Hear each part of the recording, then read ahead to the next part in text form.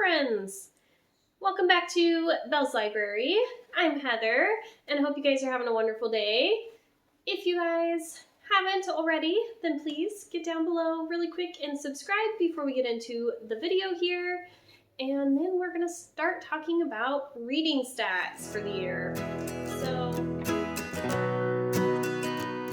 2020 was the best reading year that I can remember having, like ever, I'm pretty sure. I just started getting back into reading towards the end of 2019, like really getting into reading. I've always read like a handful of books every year, but not to this extent at all.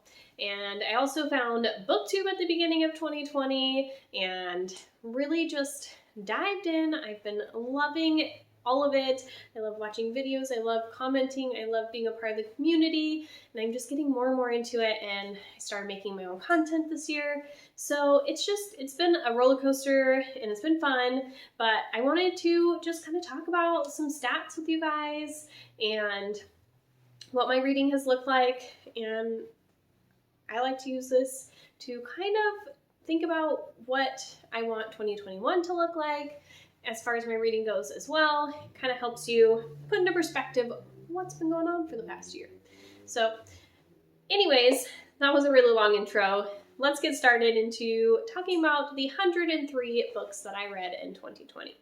So that equated to 37,329 pages, which is, wow, a lot.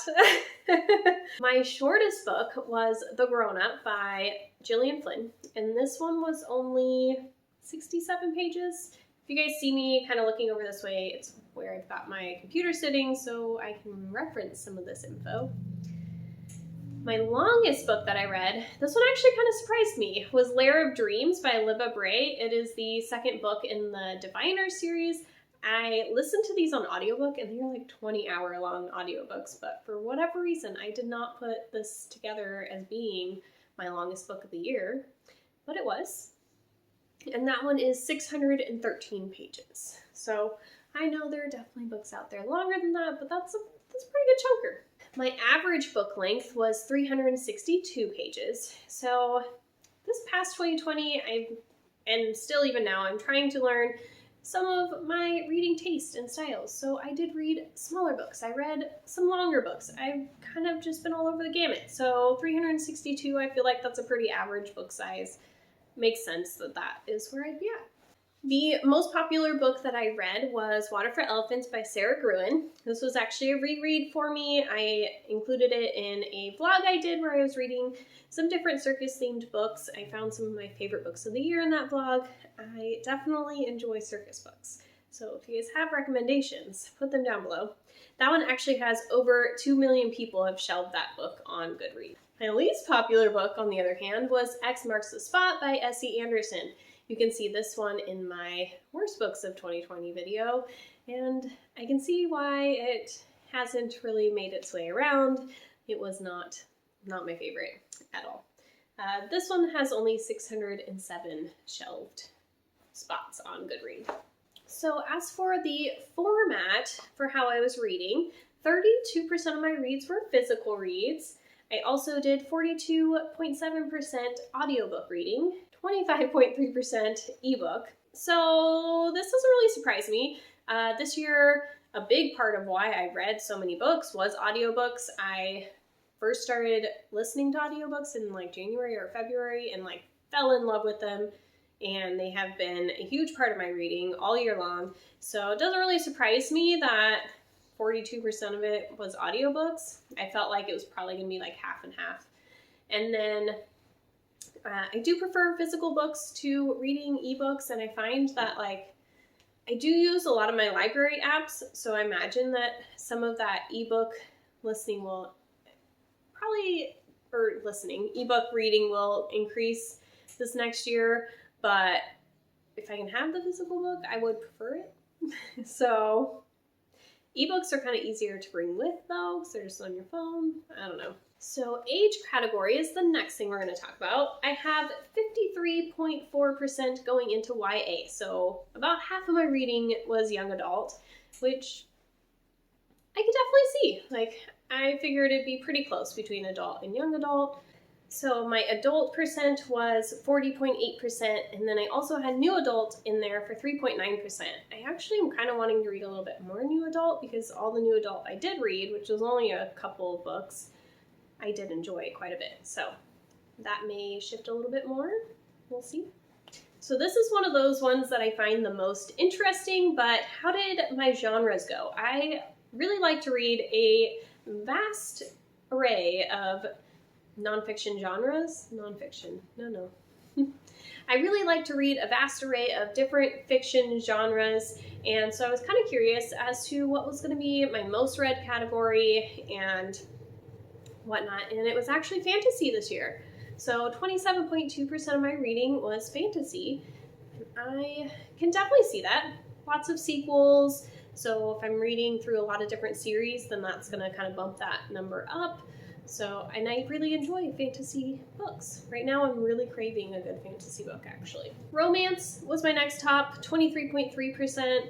So I do love a good, light, fluffy, romance every once in a while. Sometimes you're just in the mood for that. So not surprised there.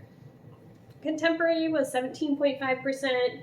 Graphic novels kind of slid in there. Those were something I was getting into this year. I haven't read graphic novels before this year, so that was 9.7%. Horror, 8.7%. I really want to read more horror this year. Mystery, 3.9%. Thriller, 2.9%. Starting to realize I'm not sure that I really like thrillers very much, or like I only like very particular certain ones. And then sci-fi was only 2.9%, but I really enjoyed the sci-fi I read this year, so that needs to definitely increase. The next one is how many of my books were from authors of color, and this was only 19.4%.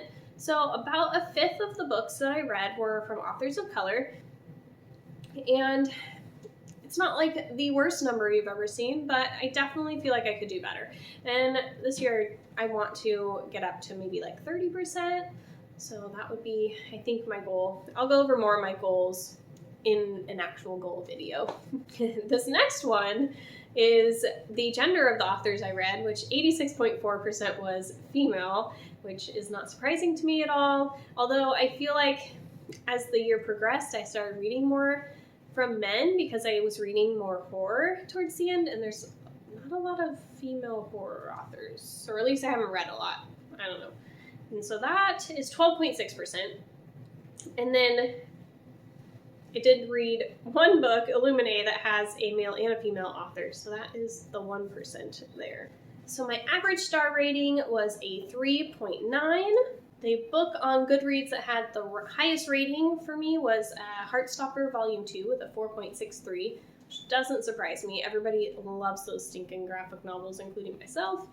They are so cute, and I just love Nick and Charlie. Adorable. And then my lowest rated book on Goodreads was Ever After by Olivia Buig. This one had a 3.10. I'm also not surprised here. I did not love this, and you'll see that on that Worst Books of 2020 list as well. So my biggest star rating was 4 stars. I gave 43.1% here. 5 stars was 25.5%. 3 stars, 24.5%. So 5 and 3, pretty close. And then 2 stars were 6.9%. I don't tend to give a lot of 2s and really no 1s because I want to like a book, and I tend to pick up books that I think I'm gonna like, so not a lot of them fall into those lower categories. The year's books were published. Pretty much almost all of the books that I read this year were within like the last 5 years, but I wanted to say the oldest book that I read was from 1969. Nope, I'm sorry, 1959. It was The Haunting of Hill House, and I adored it.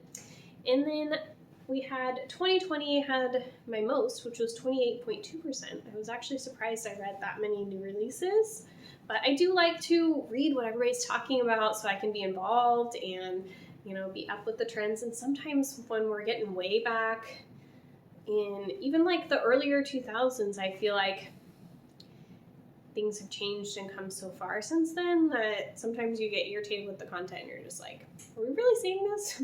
So we don't say that anymore. Anyways, So yeah, you can see 2019 was 20.4, then it went 2017 and then 2018, so it's kind of flopped, and then 2016. So those are just some of my stats from my 2020 reading year. I had a really awesome year as far as reading goes. Obviously, the world's been a little bit crazy for 2020 otherwise, but hey, you know what? I got to be home more with my family and I got to read more, so I am going to look at those positives and those wins and go with it. If you have made it this far, what kind of fun emoji can we do? Can we do like some kind of like shoe? I'm pretty sure there's like sandals or and heels and stuff like that, so put a shoe emoji if you've made it this far down in the comments. And again, if you haven't subscribed, please do so, and I hope we'll be talking again very soon.